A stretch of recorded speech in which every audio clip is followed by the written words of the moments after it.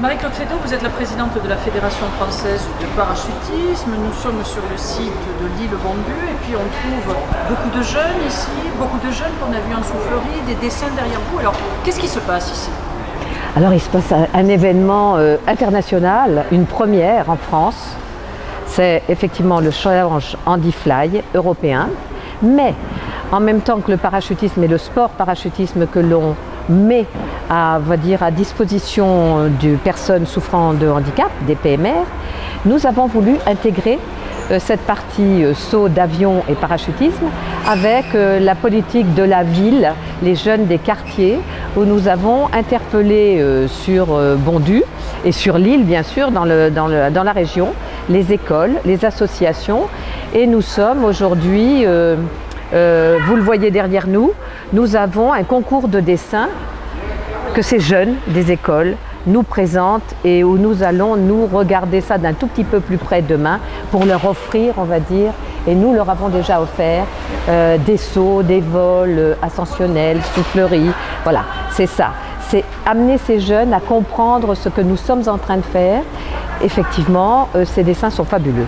Donc, c'est des échanges et pas un partenariat, mais une collaboration avec la ville et ses associations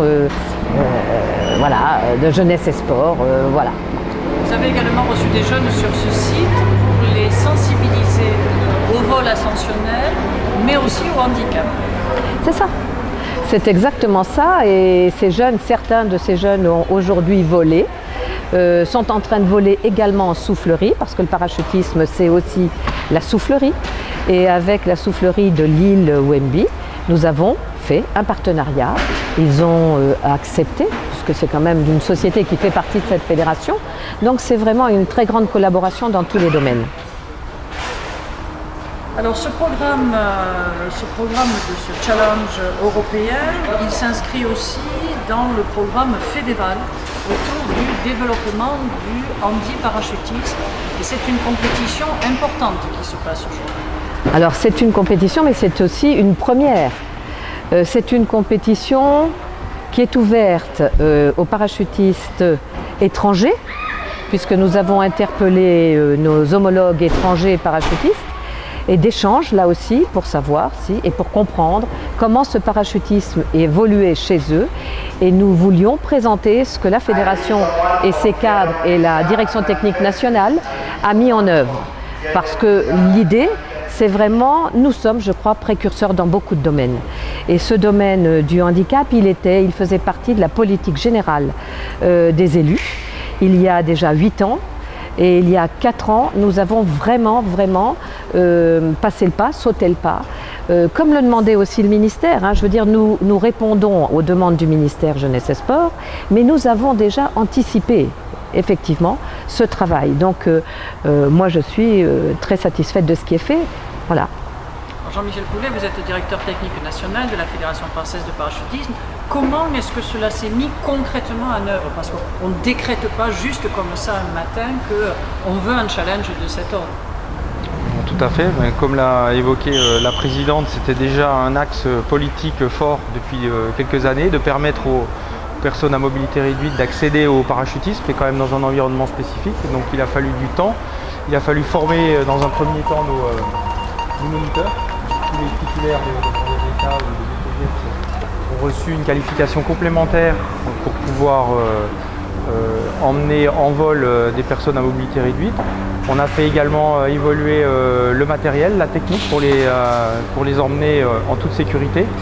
Donc il y a eu pas mal d'années où on a travaillé pour rendre l'accès facile, et ensuite on s'est dit l'accès c'est une bonne chose, mais maintenant on peut aller plus loin, on est une fédération sportive, donc il faut que ça devienne un sport pour eux.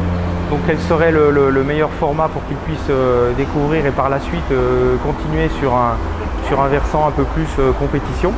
Et donc il y a 2 ans on a fait le premier challenge français national, petite compétition amicale, donc il a fallu créer un programme et inventer une discipline. Donc on a pris une discipline valide qui existait déjà, la voltige, donc une série de figures alternées en chute libre. Donc ça se fait au niveau valide avec un salto arrière et des tours alternés. Et donc on a réduit à uniquement des tours alternés pour les personnes à mobilité réduite en les accouplant à un moniteur tandem. Ce qui permet de leur faire réaliser une performance, le moniteur étant neutre, en toute sécurité en chute, et ensuite pour l'atterrissage, c'est le moniteur également qui réalise l'atterrissage. Donc ça leur permet de performer et d'être maximum en sécurité pendant la phase compétitive. Et donc on a voulu encore aller plus loin, effectivement, comme le disait la présidente, en symétrie avec les orientations ministérielles, puisqu'on a aussi un plan sport santé à mettre en œuvre. Donc on a tout naturellement intégré le HandiFly dans notre plan sport santé. Et donc amélioration de la santé mentale de nos pratiquants, même s'il n'y a pas d'études scientifiques, il suffit de regarder les gens après leur saut, on sent que ça apporte du bonheur et du plaisir. Et donc cette année, on a transformé ça, on est monté encore d'un cran et on a saisi l'opportunité du concours Erasmus+, avec la Commission européenne, pour répondre à la Semaine européenne du sport et organiser ce premier challenge européen qui est vraiment une première mondiale et une première compétition européenne avec 13 nations présentes et 36 équipes qui participent à ce challenge. Donc c'est une très très belle réussite et aussi, il faut quand même le savoir, c'est unique au monde. Et on espère que bien évidemment ça va continuer, que d'autres pays vont organiser cet événement pour tourner au niveau européen. Et puis ça nous apporte effectivement la transmission de savoir d'autres pays, parce que peut-être que dans d'autres pays aussi cette pratique elle existe, on le sait. Et donc c'est bien d'échanger, de savoir s'ils ont des matériels plus spécifiques, différents des nôtres. Et donc toute cette partie d'échange va nous permettre de progresser. Présidente, dans les échanges que vous avez eus, il y a eu énormément de partage, de maillage sur ce challenge. La majorité des nations présentes ont reconnu cette initiative et cet élément précurseur qu'a eu la France, que le DTM vient d'évoquer, avec pour certains des choses qui se font déjà, mais pour d'autres des vraies découvertes qu'ils ont envie d'intégrer également dans leur pays. Alors peut-être un mot de conclusion sur... Un mot de conclusion, Jean-Michel vient de le dire, le DTM vient de le dire, un grand travail, un long travail, la voie et la route est tracée et maintenant ça, ce n'est qu'une étape, ce challenge, ce premier challenge. Et il faut, et vous le dites, il y a de nombreuses nations qui sont venues nous voir et qui nous ont demandé pour demain, c'est-à-dire 2017-2018, il faut que cette fédération continue à tracer la voie. Il faut toujours évidemment des éléments qui tirent vers le haut et c'est ce que la France souhaite. Et donc nous allons continuer et demain, aujourd'hui c'est un challenge, est-ce que demain ce ne sera pas un championnat? C'est ça ce que l'on veut. Championnat mais aussi échanger, partager, communiquer. Voilà. Ces gens-là travaillent, les nations travaillent de leur côté, nous ne sommes pas les meilleurs, mais quand même là, ici, dans ce secteur-là, nous avons fait énormément de progrès, donc nous allons continuer. Vous voyez qu'ils sont techniques également, on l'a vu pendant ces journées.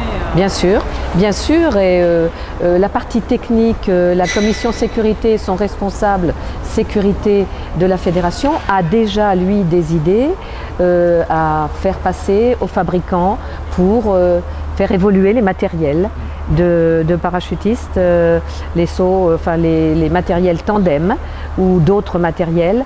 Je veux dire, là aussi, il faut qu'on soit les précurseurs, innover, travailler.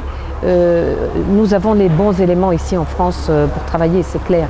Donc, nous avons les idées, nous sommes engagés et donc les bonnes volontés sont là. On continue. Merci. Merci.